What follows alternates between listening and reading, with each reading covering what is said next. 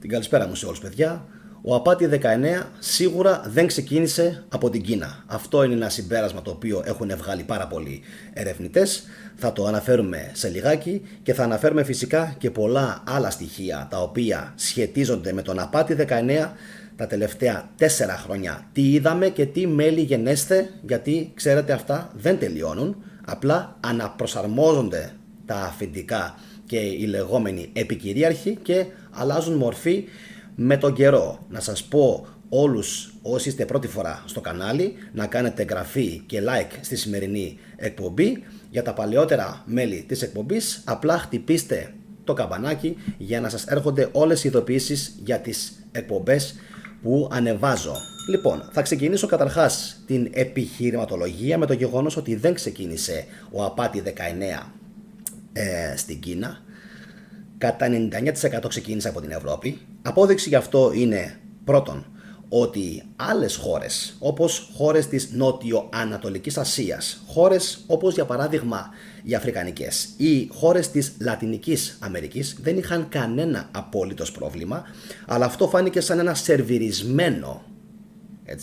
σερβιρισμένο θέμα, το οποίο αφορούσε Αυστραλία, αφορούσε Κίνα, Ιαπωνία εννοείται, αφορούσε όλες τις χώρες οι οποίες βρίσκονται στο προοδευτικό το τόξο, Ευρώπη εννοείται, και φυσικά τις Ηνωμένες Πολιτείες.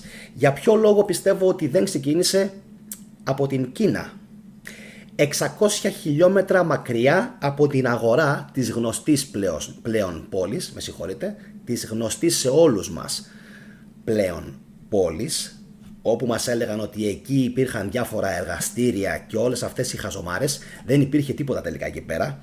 Αυτό που έχουν καταλάβει οι περισσότεροι από τους ερευνητές αλλά και από τους επιστήμονες, τουλάχιστον τους ανεξάρτητους, είναι ότι αυτοί όλοι εκεί πέρα οι τυπάδες οι οποίοι το έπαιζαν Κινέζοι επιστήμονες, τελικά τι ήταν? Ηθοποιοί.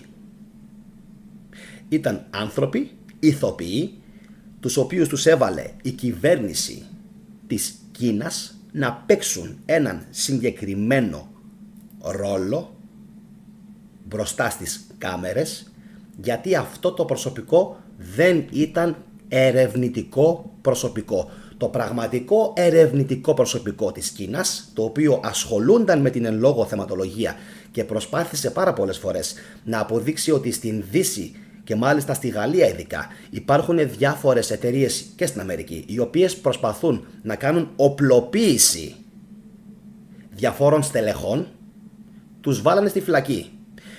Πήραν τις ερευνές τους και τις κάψανε. Τους εξαφάνισαν εν ολίγης και τους φήμωσαν. Οπότε έτσι μπόρεσαν να περάσουν στον κόσμο αυτήν την απίστευτη μπουρδα ότι ο Απάτη 19 ξεκίνησε από κάποιες νυχτερίδες στην Κίνα, για να μπορέσουν φυσικά να δικαιολογήσουν το γεγονός ότι δεν κατασκευάστηκε σε κάποιο εργαστήριο τεχνητά. Φυσικά και κατασκευάστηκε σε κάποιο εργαστήριο τεχνητά, και μάλιστα πριν από λίγες ημέρες ήρθαν νέα στοιχεία που είδαν το φως της δημοσιότητας, τα οποία απέδειξαν ότι όντως οι Κινέζοι στη γνωστή πόλη, την οποία δεν μπορώ να αναφέρω για λόγους που ξέρετε όλοι, δεν έχουν βρεθεί στοιχεία που να αποδεικνύουν και να δείχνουν ότι υπήρξε έστω και η παραμικρή διαρροή. Άρα αυτό θα πρέπει να το βάλουμε πάρα πολύ καλά στο μυαλό μας. Ένα δεύτερο στοιχείο το οποίο είναι πάρα πολύ απίστευτο είναι ότι μέχρι πέρσι το καλοκαίρι, το 2022, πέρσι το καλοκαίρι, η Κίνα μετρούσε μόλις 4.500 νεκρούς από τον Απάτη 19. 4.500. Και τάχα μου τα έριχνε όλα ότι έκανε πάρα πολύ καλή διαχείριση με διάφορα κλεισίματα, αναγκάζοντας τον κόσμο να παραμείνει μέσα εσόκλειστος. Επαναλαμβάνω, 4.500, και τάχα μου έφταιγαν τα διάφορα κλεισίματα που έκαναν. Όπως φυσικά όλοι γνωρίζουμε, κάτι τέτοιο έγινε και στην Ευρώπη. Έλατε όμως που στην Ευρώπη δεν είχε το ίδιο αποτέλεσμα που είχε με την Κίνα. Άρα τι έγινε? Εφάρμοσαν οι Κινέζοι καλύτερα κλεισίματα? Φορούσαν οι Κινέζοι καλύτερες μάσκες ή περισσότερη ώρα τις μάσκες? Όχι φυσικά. Όπως καταλαβαίνετε, αξίζει να κοινοποιηθεί αυτή η εκπομπή σήμερα, όχι για μένα, καμία σχέση, αλλά γιατί αυτά που θα σας πω σε λίγο για τον απόλυτο έλεγχο που θέλουν να κάνουν θα πρέπει να τα μάθουν όσο το δυνατόν περισσότερα άτομα. Και θα σας πω και φυσικά και την δική μου εμπειρία. Επαναλαμβάνω, 600 χιλιόμετρα μακριά από αυτήν την υποτιθέμενη πόλη βρίσκονταν το πλησιέστερο μάρκετ, το οποίο πουλούσε νυχτερίδες προς βρόσιν. Άρα πώς είναι δυνατόν? Και τα δύο τα σενάρια, είτε με νυχτερίδες είτε με εργαστήριο, δείχνουν ότι οι δυτικοί τα ρίξαν όλα στην Κίνα. Προφανώς υπήρξε κάποιο αντάλλαγμα. Δεν ξέρουμε τι παίχτηκε μεταξύ τους. Μεταξύ δυτικού κόσμου και μεταξύ της Κίνας. Και ξέρετε όλοι, λίγο καιρό μετά έγινε και αυτό που έγινε στην Ουκρανία. Οπότε βάλτε όλοι λίγο το μυαλό σας να δουλέψει. Μήπως όλα αυτά, η φάση δηλαδή που έγινε ο Απάτη 19 μέχρι το 21-22 και μετά ακριβώς είχαμε ό,τι είχαμε στην Ουκρανία, μήπως όλα αυτά έχουν κάποια σύνδεση την οποία απλά δεν μπορούμε εμείς αυτή τη στιγμή φυσικά να την καταλάβουμε, γιατί δεν είμαστε πράκτορες. Τώρα πάμε να σας δείξω μια τρομακτική φιγούρα, μια απίστευτη φιγούρα της Δύσης, την οποία δεν τη γνωρίζει σχεδόν κανένας. Είναι αυτός εδώ ο άνθρωπος, τον οποίο θα ήθελα να γνωρίσετε όλοι. Είναι ο Δόκτωρ Ενρίκο Έντινγκα. Είναι για μένα ίσως αυτή τη στιγμή που μιλάμε τώρα ένας από τους κορυφαίους επιστήμονες στην Γερμανία. Όταν μιλάει, οι δημοσιογράφοι και οι υπόλοιποι ερευνητές και φυσικά όλοι οι υπόλοιποι οι επιστήμονες μένουν με το στόμα ανοιχτό. Έχει κορυφαίες τεράστιες γνώσεις. Είναι τεράστιος για μένα. Τον ακούω και μένω πάντα με το στόμα ανοιχτό και έκθαμβος. Τι έλεγε λοιπόν αυτός ο άνθρωπος? Έλεγε ότι τα Rapid, τα οποία σχεδιάστηκαν υποτίθεται για να ανιχνεύουν όλες αυτές τις μπουρδες που λέγανε, για να ανιχνεύουν και για να κάνουν και για να ράνουν. Πρώτον έλεγε ότι κατασκευάστηκαν από την DARPA. Ξέρετε όλοι τι σημαίνει DARPA? Λοιπόν, είναι ένας από τους κορυφαίους αμυντικούς παραγωγούς όπλων και όχι μόνο στην Αμερική. Μιλάμε για υπερδύναμη λοιπόν, και το κατασκεύασαν αυτοί. Επίσης έλεγε ότι αυτό το Rapid, για όσους είχατε δει την παλαιότερη μου εκπομπή, οι περισσότεροι φυσικά είστε καινούργοι και δεν την έχετε παρακολουθήσει, έλεγε λοιπόν αυτός ο άνθρωπος ότι το Rapid είχε στην κορυφή του κάποιους κρυστάλλους, οι οποίοι είναι πραγματικά τόσο μικροσκοπικοί, νανοκρίσταλλοι στην ουσία, μικροσκοπικότατοι, οι οποίοι τι κάνουν? Έχουν εξοπλιστεί και οπλοποιηθεί με τέτοιον τρόπο ώστε να ανιχνεύουν το πλησιέστερο, ισχυρότερο μαγνητικό πεδίο. Επαναλαμβάνω, το πλησιέστερο, ισχυρότερο μαγνητικό πεδίο, και να το καταστρέφουν, προκαλώντας πολύ πιθανόν, λέει, ασβεστοποίηση και όχι μόνο. Δηλαδή, μόλις έχουμε την είσοδο του Rapid, αυτά αμέσως πηγαίνουν προς το πλησιέστερο μαγνητικό όργανο, και ποιο είναι αυτό, θα σας πω σε λίγο, και του προκαλούν καταστροφή. Απέδειξε ότι το πιο ισχυρό μαγνητικό όργανο στο σώμα μας είναι αυτό που θα σας δείξω, αν μπορέσω να βάλω στην εικόνα, αυτό που είναι φυσικά το κονάριο, η λεγόμενη επίφυση. Εντάξει, για ποιο λόγο έχει τόσο μεγάλη σημασία, λίγο να μεγαλώσω την εικόνα μου, για ποιο λόγο πιστεύετε ότι έχει τόσο μεγάλη σημασία η επίφυση για τους επικυρίαρχους? Γιατί η επίφυση δεν είναι απλά μόνο ένα κέντρο νόησης, δεν είναι απλά το κέντρο όπου συμβαίνουν διάφορες χημικές διαδικασίες στον εγκέφαλο. Είναι το κέντρο των θεών, είναι το κέντρο της ψυχής, είναι το κέντρο λήψης ίσως των σημαντικότερων αποφάσεων της διαίσθησής μας. Είναι το κέντρο όπου υπάρχουν τα όνειρα. Είναι το κέντρο όπου συρρυκνώνεται, να το πω, όχι συρρυκνώνεται, συμπυκνώνεται όλη η ανθρώπινη πνευματική ουσία. Εντάξει, είναι τόσο μα τόσο σημαντικό αυτό το συγκεκριμένο το όργανο που οι περισσότεροι άνθρωποι αυτή τη στιγμή που μιλάμε τώρα δηλώνουν και λένε ότι έχουν πρόβλημα με τον ύπνο πλέον, ένα. Δεύτερον, βλέπουν όνειρα τα οποία δεν τα θυμούνται ή δεν μπορούν καν να ονειρευτούν. Και πάρα πολλοί λένε για ποιο λόγο συμβαίνει αυτό το πράγμα. Για ποιο λόγο, θα σας πω αμέσως. Το πιο πιθανό σενάριο είναι ότι στοχοποίησαν συγκεκριμένα αυτό το όργανο, γιατί ξέρετε, εκτός από όλα αυτά τα οποία μόλις τώρα σας αφηγήθηκα, αυτό το όργανο κάνει κάτι ακόμα. Εφόσον είναι η βάση και η έδρα του νου μας και του ψυχισμού μας, τι κάνει? Ρυθμίζει την υπακοή ή την ανυπακοή.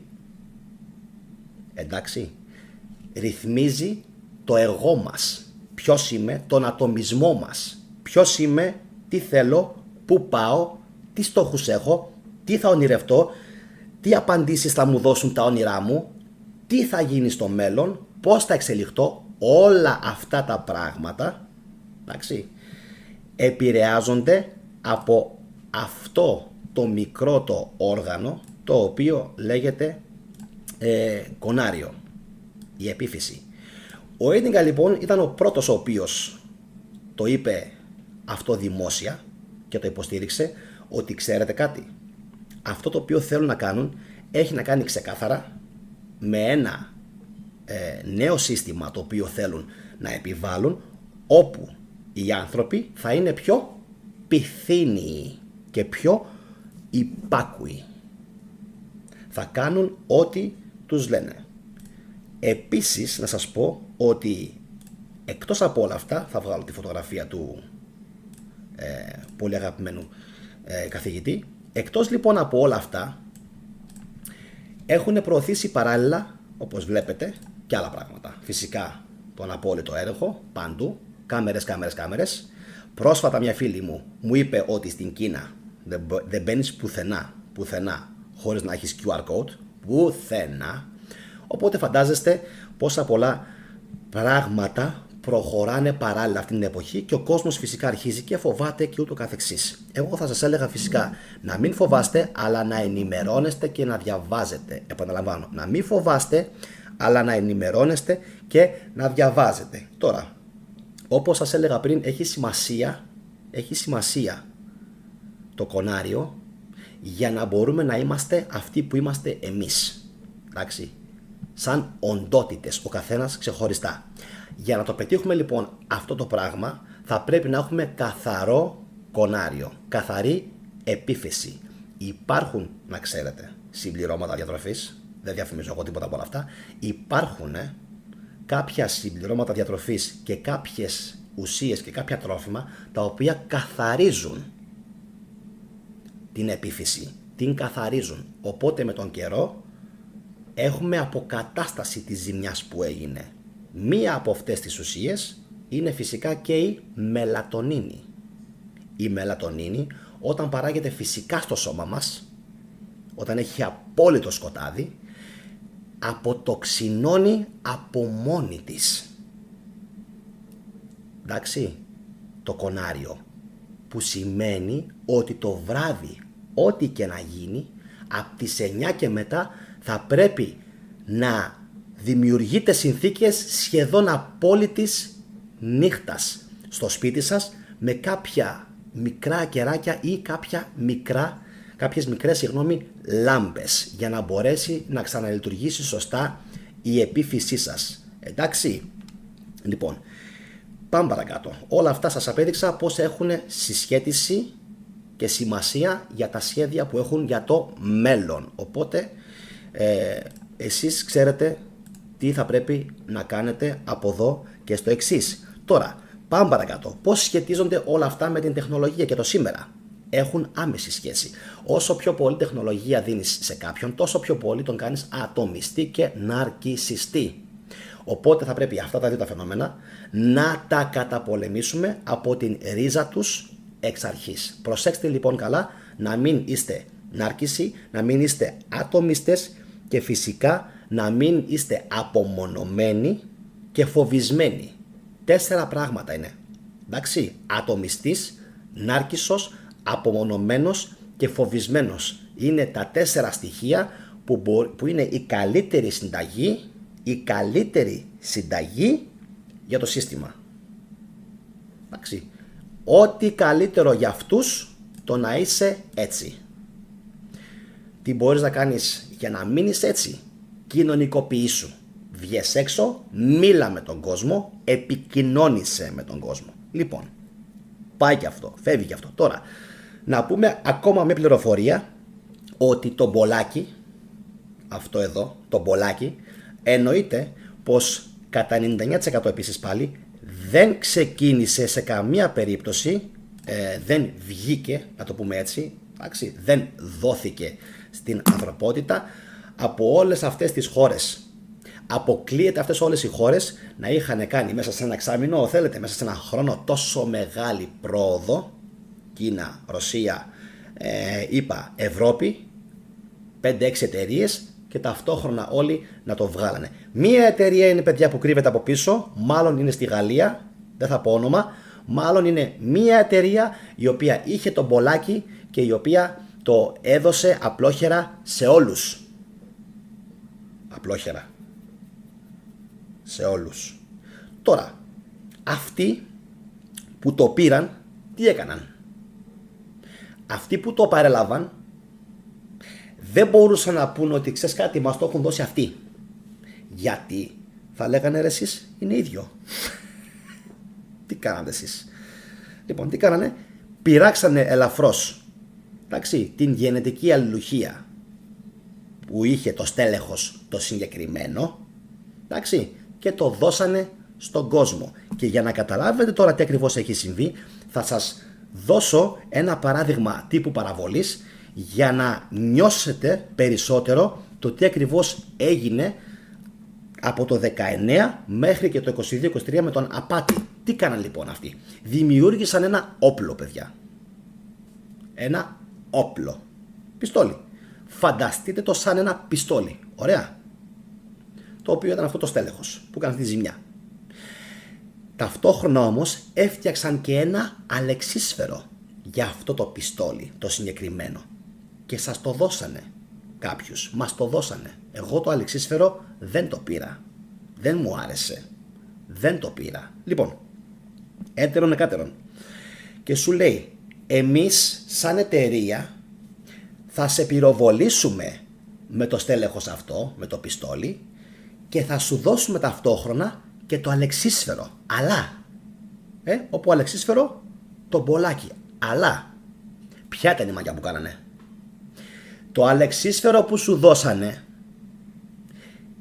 έχει κάποιες ουσίες οι οποίες τείνουν να αυτοδηλητηριάζουν εκ των έσω το σώμα σου την ώρα που το φοράς. Εδώ είναι όλη η μαγιά. Αν το καταλάβατε, καλώς. Όσοι βλέπετε την εκπομπή, καλώς. Είστε από τους τυχερούς, συγχαρητήρια.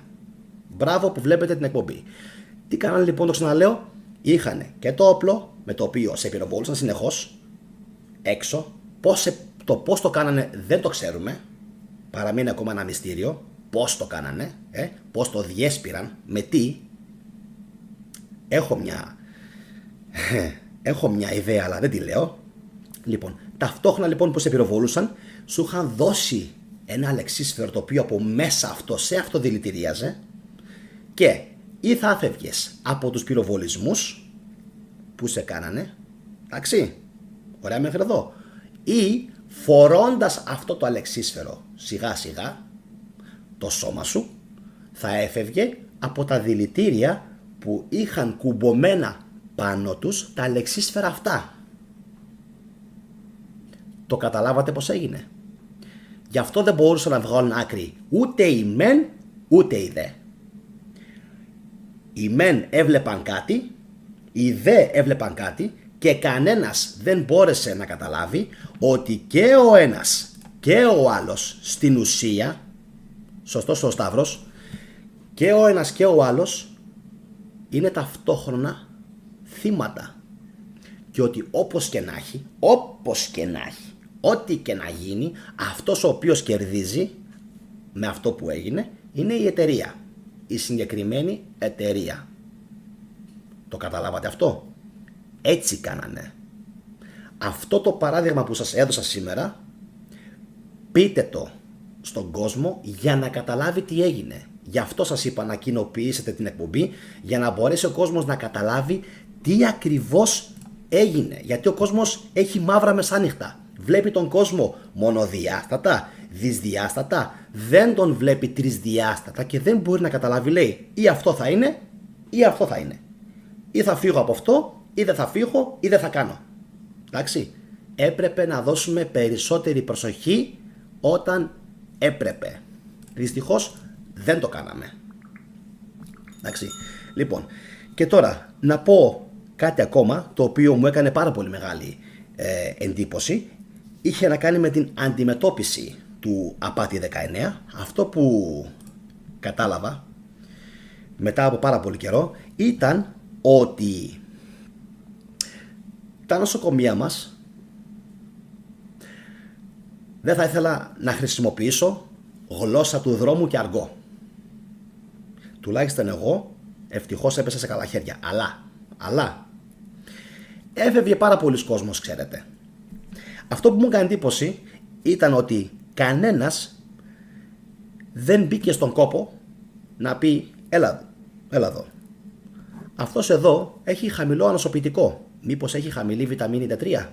Να τσεκάρουμε λίγο, να δούμε πού βρίσκεται. Έχει 10, έχει 15. Ξεκινήστε άμεσα να του χορηγείτε βιταμίνη D με φαγητό πλούσιο σε λίπος, να αυξήσουμε το ανοσοποιητικό του σύστημα. Ένα αυτό. Δεύτερον, σίδηρος. Πάρα πολλοί κόσμος δεν μπορούσε να αναπνεύσει και λέγαμε όλοι ότι ναι, έφταιγε αυτό. Φυσικά και έφταιγε αυτό. Φυσικά. Αλλά όταν έχεις έλλειψη ήδη σε φερριτίνη και δεν μπορείς να κάνεις μεταφορά του οξυγόνου σε όλο το σώμα και έρχεται αυτό και σε χτυπάει, γίνεται ακόμα χειρότερο και εννοείται πως σε τρώει εύκολα. Ποιοι έκατσαν να ασχοληθούν με τη φερριτίνη? Ποιοι ξέρουν ότι, για παράδειγμα, δεν πρέπει να παίρνεις κάθε μέρα σίδηρο, αλλά πρέπει να παίρνεις σίδηρο κάθε 2 ημέρες, γιατί έχεις καλύτερη απορρόφηση? Κανείς. Ποιοι κοίταξαν τη λειτουργία του θηροειδή? Να πούνε μήπως αυτός εδώ πέρα έχει υποθυροειδισμό, ρε εσύ? Ούτε καν τους ένιαξε. Ούτε καν. Γιατί λέγεται θηροειδής? Γιατί είναι ο προστάτης. Εντάξει, με ύψιλον ο θηροειδής είναι ο προστάτης. Έκατσε λοιπόν κανείς να ασχοληθεί με τον θηροειδή του κόσμου? Όχι. Πάμε παρακάτω. B12. Με την B12, η οποία έχει 4 τουλάχιστον κλινικές εξετάσεις για να εξακριβωθεί. Ασχολήθηκε κανείς να δει τι και πώς? Μήπως ο κόσμος είχε έλλειψη σε B12 και δεν δούλευε το ανοσοποιητικό του? Όχι. Κανείς. Και υπάρχουν, επαναλαμβάνω, 4 πολύ σημαντικές εξετάσεις και με ούρα για να διαπιστωθεί αυτό. Όλα αυτά που σας λέω τώρα εννοείται θα τα πούμε στο μέλλον. Αν και εφόσον ο κόσμος του καναλιού αυτού δείξει ότι έχει διάθεση να μάθει πράγματα περί υγείας, διατροφής, ευεξίας και ευζήν και ούτω καθεξής, θα τα πούμε όλα στο μέλλον. Θα εξαρτηθεί φυσικά από εσάς. Όλα αυτά δεν τα είπε κανείς. Επίσης υπάρχουν προσαρμογόνα, όπως είναι η οικογένεια των ginseng, όπως είναι η ashwagandha, όπως είναι η rhodiola rosea, όπως είναι το eleftherococcus, αν μπορώ καλά να θυμηθώ την ονομασία, νομίζω έτσι λέγεται. Λοιπόν, όλα αυτά είναι τι? Προσαρμογόνα, adaptogenics λέγονται στα αγγλικά, που σημαίνει τι? Όποιος τα παίρνει, το σώμα του μπορεί και αντέχει και αντιστέκεται. Μπορεί και αντέχει και αντιστέκεται. Εσείς ακούσατε κανέναν να λέει ρε φίλε, μήπως παράλληλα με την παρακεταμόλη, με την αντιβίωση, με το αμοξίλ, μήπως πρέπει να παίρνει και λίγο ginseng ο άνθρωπος για να μπορέσει το σώμα του να αντέξει όλο αυτό το πράγμα που περνάει τώρα, το στρες που το βάζεις? Εντάξει. Όλα αυτά θα έπρεπε όλοι αυτοί οι άνθρωποι να τα είχαν σκεφτεί. Τα σκέφτεται ένας απλός άνθρωπος, δεν είμαι γιατρός, ερευνητής είμαι. Ένας απλός άνθρωπος τα σκέφτεται αυτά και τα μοιράζεται με τον κόσμο και μου κάνει πολύ μεγάλη εντύπωση που δείχνω εγώ τόσο μεγάλο ενδιαφέρον και για γνώση αλλά και να την μοιραστώ με τον κόσμο και αυτοί που την έχουν τη γνώση για κάποιον λόγο που δεν μπορώ να καταλάβω είτε αδιαφορούν είτε δεν τους νοιάζει καν. Σου λέει αυτά είναι χαϊβάνια, δεν πρόκειται ποτέ να καταλάβουν τι τους λέω. Σοβαρά, δεν είναι έτσι. Ο κόσμος μαθαίνει, ο κόσμος μπορεί να γίνει καλύτερος, ο κόσμος μπορεί να βελτιωθεί. Πρέπει να υπάρχει κάποιος άνθρωπος ο οποίος είναι λαϊκός και προσιτός και να τους τα λέει με απλά λόγια. Ο κόσμος δεν θέλει πολλή επιστήμη. Δεν θέλει πολλά λόγια. Θέλει απλά να βγεις προσιτά. Να του πεις, άκου να δεις, αυτό είναι και αυτό είναι. Εντάξει, τόσο απλά. Δεν έγινε λοιπόν σε αυτή την περίπτωση και να ξέρετε ότι επειδή έγινε ήδη μια φορά και πάρα πολλοί κόσμος δεν ξέρω γιατί έχει πάθει ένα μούδιασμα και σαν να το έχει ξεχάσει. Μην ξεχνάτε. Μην είστε όπως αυτό που λέγανε οι Αιγύπτιοι ιερείς στον Σόλωνα ότι ξεχνάτε. Μην ξεχνάτε. Να έχετε στο πίσω μέρος του μυαλού σας την εγρήγορση. Γιατί υπάρχει η λεγόμενη καμπύλη την οποία δημιουργεί το σύστημα. Εντάξει, την καμπύλη του άγχους. Και σε αυτή την καμπύλη τι σου κάνει? Σε καταπιέζει, σου δίνει. Σε καταπιέζει, σου δίνει. Την επόμενη φορά που σε καταπιέζει περισσότερο από την προηγούμενη φορά, αδερφέ. Εντάξει, περισσότερο, όχι λιγότερο. Και πάντα ανεβάζει τους τόνους. Εντάξει, αυτό να το έχετε πάντα στο μυαλό σας. Όλα αυτά τα οποία σας είπα σήμερα νομίζω ότι είναι πάρα πολύ σημαντικά, θα πρέπει ο κόσμος να τα μάθει. Γι' αυτό όσοι από εσάς θέλετε κάντε κοινοποίηση μέσω Messenger, Facebook, Viber, Gmail, ό,τι σας βολεύει για να μπορέσει ο κόσμος να τα μάθει. Εμένα με ενδιαφέρει ο κόσμος να τα μαθαίνει, να μην μένει στάσιμος, να ξέρει ποιο είναι το επόμενο στάδιο, το οποίο πάντα ετοιμάζουν. Θυμάστε, κάναμε και εκπομπή για το χάραγμα πώς θα το επιβάλλουν στο μέλλον μέχρι το 2030-35 βάσει ατζέντας και ποιοι θα είναι αυτοί που θα το επιβάλλουν. Το λένε κιόλας εξάλλου ποιοι είναι. Οπότε θα είμαστε έτοιμοι, γιατί κάποιοι μου λένε και τι θα γίνει, τι θα κερδίσουμε.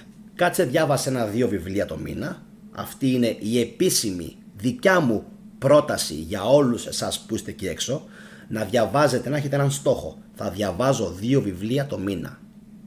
Για να είναι το μυαλό σας ζωντανό. Να παίρνει γνώση από τις εμπειρίες άλλων ανθρώπων μέσα σε λίγες ώρες ανάγνωσης ενός βιβλίου.